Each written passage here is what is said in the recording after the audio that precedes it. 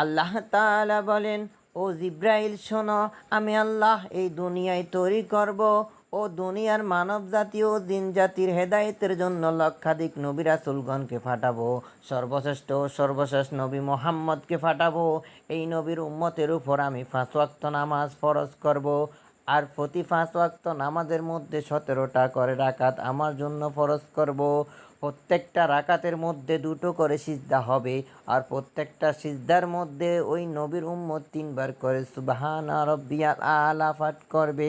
জিব্রাইল, তুমি জেনে রাখো, আমার ওই মাহবুব নবীর উম্মত যখন সিজদায় গিয়ে সুবহান রাব্বিয়াল আলা বলে, আমাকে ডাক দিবে, জিব্রাইল তুমি 30,000 বছর সিজদা করে যে নেকি পেয়েছ, আমি আল্লাহ আমার বান্দার আমল নামায় এর থেকেও 40,000 বেশি গুণ লিখে দিব।